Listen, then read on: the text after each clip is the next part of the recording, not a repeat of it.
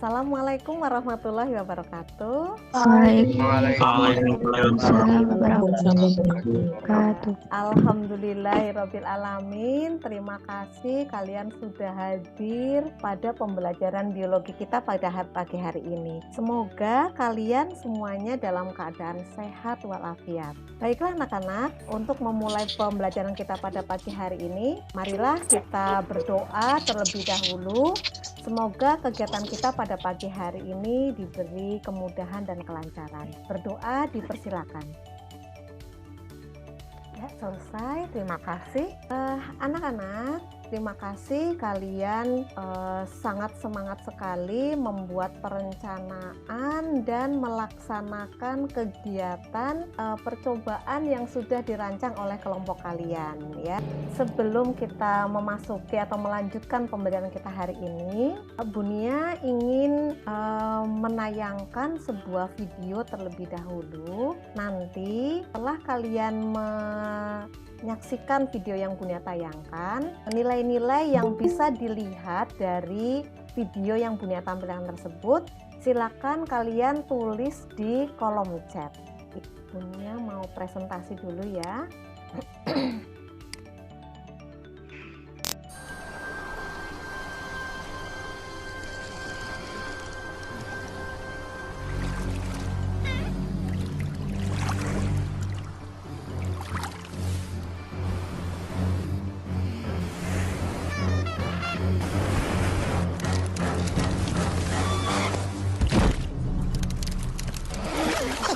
It's smarter to travel in groups.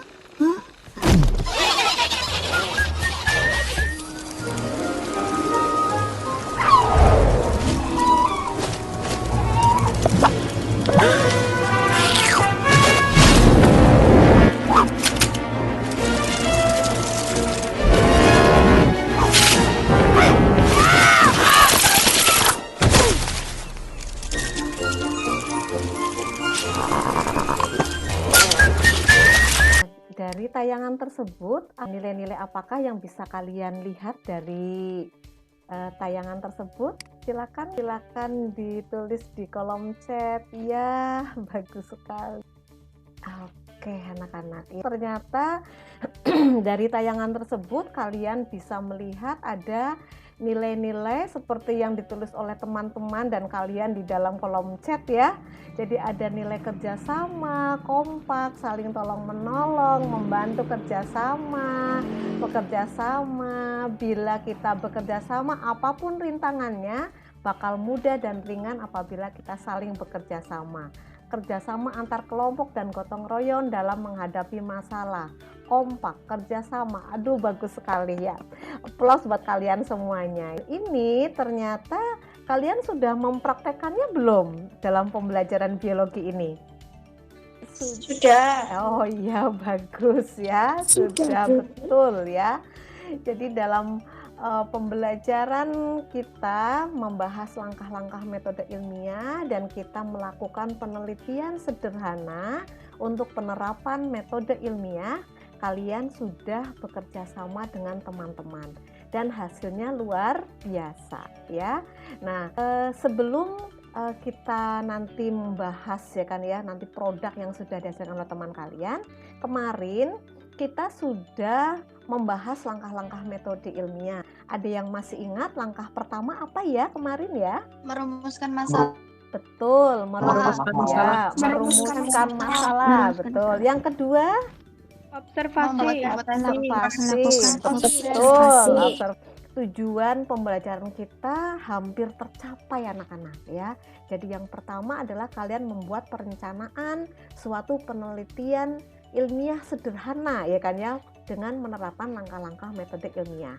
Yang kedua, melaksanakan ya kan ya perencanaan yang sudah kalian lakukan. Kemudian yang ketiga adalah membuat pelaporan hasil penelitian ilmiah sederhana kalian ya.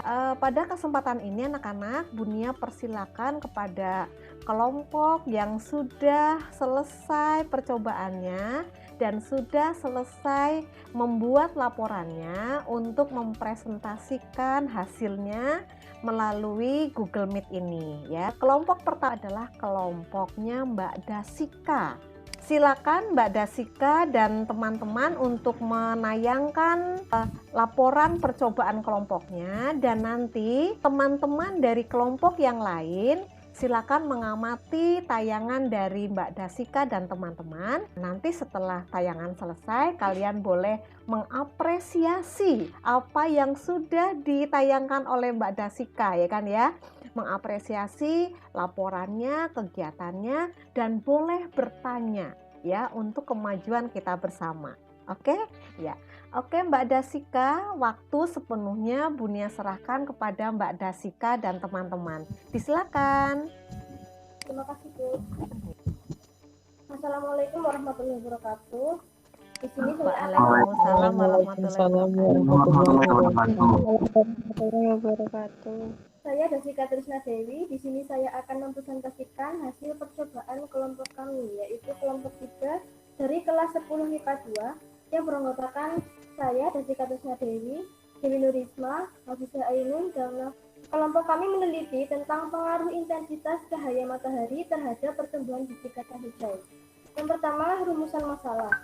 Rumusan masalahnya, apakah cahaya matahari berpengaruh terhadap pertumbuhan biji kacang hijau? Terima kasih Mbak Dasika, Mbak Dewi Nurisma, Mbak Hafizah yang sudah mempresentasikan laporan percobaannya. Kita beri aplaus anak-anak ya. Satu kelompok lagi yang mempresentasikan laporannya. Tapi sebelumnya, yuk kita melakukan teknik yang namanya teknik stop. Anak, sebelum melanjutkan ke presentasi berikutnya, mari kita berhenti sejenak. Kemudian kalian tolong tarik nafas panjang lewat hidung, kemudian ditahan ya beberapa saat, nanti Bunia hitung, lalu nanti lepaskan lembut. Siap anak-anak? Siap, Bu. Oke anak-anak, yuk semuanya sekarang ya, tarik nafas panjang lewat hidung ya, tahan di dada sebentar. 5, 4, 3, 2, 1, lepas lembut. Oke anak-anak, kita ulangi dengan cara yang sama ya. Tarik nafas panjang, tahan. 5, 4, 3, 2, 1, lepas. Oke. Sekali lagi tampilan dari kelompok lain kepada Mbak Pasya. Baik. Bismillahirrahmanirrahim. Assalamualaikum warahmatullahi wabarakatuh. Warahmatullahi wabarakatuh. Perkenalkan, nama saya Pasya Khairunisa. Saya dari kelompok 6. Saya di sini sebagai pemateri sekaligus moderator wakil dari kelompok 6. Pada kesempatan kali ini, kelompok saya, kelompok 6 dari 10 IPS 1 akan mempresentasikan sebuah percobaan metode ilmiah berjudul Pengaruh Pemberian Larutan Air Micin Terhadap Tanaman. Sebelumnya, saya akan memperkenalkan anggota kelompok 6 dari 10 IPS 1. Yang pertama, ada Nafisah Nailal Husna. Yang kedua, Nova Fitria Kurnia. Dan yang ketiga, saya, Pasya Khairunisa. Yang terakhir, ada Rafli Catur Juli Nugroho. Baik, untuk mempersingkat waktu, kepada Nafisah Nailal Husna untuk menyampaikan presentasi dari kelompok kita terlebih dahulu. Kepadanya kami persilahkan. Silahkan Nafi. Langkah pertama yang kita lakukan adalah merumuskan masalah. Apakah pemberian larutan air micin berpengaruh terhadap pertumbuhan pada tanaman? Oke, mungkin cukup sekian presentasi dari kelompok kami. Saya Pasya Khairunisa dan teman-teman ingin meminta maaf apabila ada kata-kata yang kurang berkenan. Terima kasih atas perhatian dari teman-teman dan Ibu Guru. Sekian, wassalamualaikum warahmatullahi wabarakatuh. Baiklah anak-anak, kalau tadi kelompoknya Mbak Dasika produknya itu dalam produk laporannya dalam bentuk PowerPoint ya. Dan sekarang ternyata kelompoknya Mbak Pasha produk laporannya dalam bentuk poster ya. Berbeda. Silakan yang mau memberikan apresiasi. Keren Pasha public speakingnya. Makasih. Iya. Kalian sukses, teman kalian ikut senang. Terima kasih dari Jati. Terima kasih Dayang, terima kasih semuanya yang sudah mensupport dan kasih komentar positif untuk saya, terutama kelompok saya. Semoga kalian juga sukses ya. Serahkan waktunya kepada kelompok 6. Ya, dipersilakan.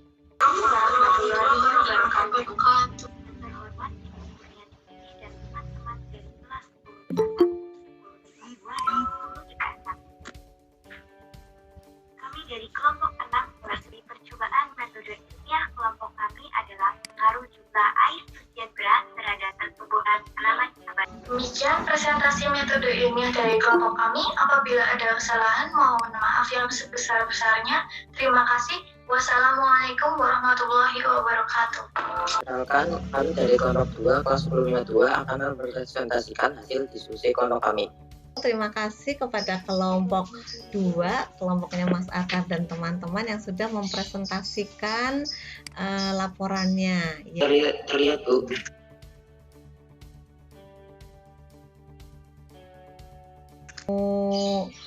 Apakah ada yang mau disampaikan untuk evaluasi pengalaman pembuatan proyek kali ini? Silakan. Karena susah komunikasinya. Misal yang satu ada yang online, online WhatsApp, yang satu nggak online. Itu susah. Misal di chat jam segini, balasnya yang di chat jam siang, balasnya nanti malam, kayak gitu.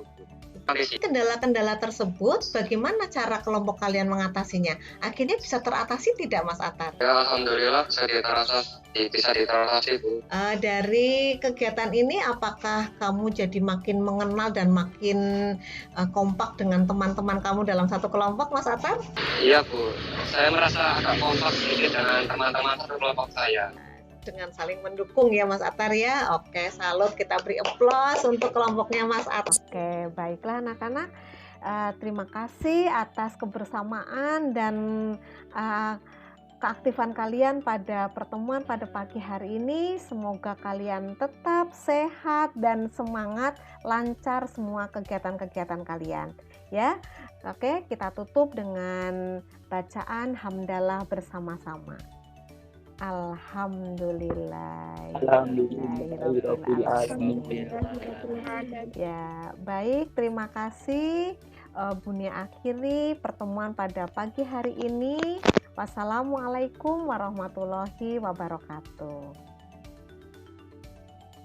Assalamualaikum warahmatullahi wabarakatuh. Ketika melakukan perencanaan dan pelaksanaan pembelajaran berdiferensiasi dan penerapan KSE di masa pandemi ini, saya menerapkannya pada murid kelas 10. Dan model pembelajaran yang saya gunakan adalah project based learning. Dari 3 hal ini, muncul beberapa pertanyaan pada diri saya. Pada masa pandemi ini, mungkinkah dilaksanakan pembelajaran berbasis project? Bisakah menerapkan pembelajaran berdiferensiasi? Dapatkah pembelajaran sosial emosional diintegrasikan ke dalam proses pembelajaran? Pertanyaan-pertanyaan ini membuat saya merasa tertantang mewujudkannya untuk murid-murid saya. Model pembelajaran berbasis proyek saya terapkan pada materi langkah-langkah metode ilmiah di mana murid membuat proyek penelitian ilmiah sederhana sesuai minat dan kemampuan mereka. Dengan model pembelajaran ini, saya juga memasukkan unsur-unsur pembelajaran diferensiasi dan teknik KSE. Dalam pembelajaran berbasis proyek ini, saya merasa senang karena dengan pembelajaran berbasis proyek memungkinkan untuk memasukkan diferensiasi konten, proses, dan produk dengan memperhatikan keberagaman dari setiap individu murid. Konten materi pembelajaran yang diperuntukkan bagi murid dibuat bervariasi dalam bentuk PDF, PowerPoint, video dan podcast yang mempertimbangkan minat dan profil belajar murid. Kegiatan penelitian juga mengangkat materi atau masalah yang ada di sekitar tempat tinggal mereka yang menarik minat dan kemampuan mereka. Dalam prosesnya, murid secara berkelompok menentukan sendiri permasalahan, perencanaan, dan pelaksanaan proyek sesuai kemampuan dan minat mereka juga. Pada akhir kegiatan, mereka membuat laporan kegiatan proyek. Produk laporan dibuat bebas, bisa dalam bentuk PowerPoint, video, poster, komik, dan lain-lain. Juga sesuai dengan minat dan kemampuan mereka. Ketika melaksanakan tatap muka maya menggunakan Google Meet, saya juga merasa senang dapat mengintegrasikan kompetensi sosial emosional kesadaran diri, pengenalan emosi dengan teknik identifikasi perasaan, dan KSE pengelolaan diri, mengelola emosi dan fokus dengan teknik bernafas dengan kesadaran penuh. Dengan melaksanakan aksi nyata ini, saya belajar membuat pemetaan kebutuhan belajar murid berdasarkan minat, kesiapan belajar, dan profil belajar murid. Dengan mengetahui pemetaan kebutuhan murid ini, saya belajar bagaimana menentukan strategi pembelajaran berdiferensiasi yang sesuai untuk murid-murid saya. Saya juga belajar mengintegrasikan kompetensi sosial emosional dengan teknik yang sesuai dengan tujuan pembelajaran. Saya juga belajar membuat media pembelajaran yang bervariasi dengan mempertimbangkan profil gaya belajar murid-murid saya. Ini saya makin menyadari murid-murid saya adalah murid-murid hebat dengan kemampuan dan potensi yang beragam. Dengan pembelajaran berdiferensiasi, murid-murid belajar dengan bebas dan merdeka sesuai minat dan kemampuan mereka dengan tetap mencapai tujuan pembelajaran yang telah ditetapkan.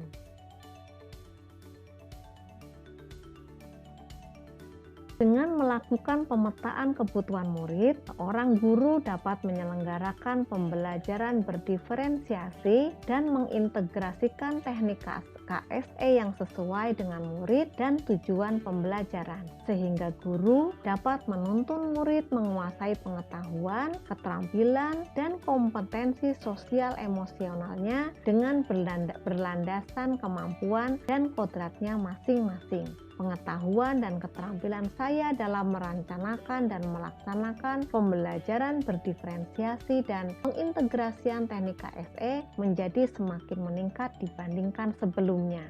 Saya akan terus berupaya melakukan pemetaan kebutuhan murid saya dan melakukan perencanaan dan melaksanakan pembelajaran berdiferensiasi dan mengintegrasikan teknik KSE dalam pembelajaran saya. Demikian refleksi saya. Terima kasih. Wassalamualaikum warahmatullahi wabarakatuh.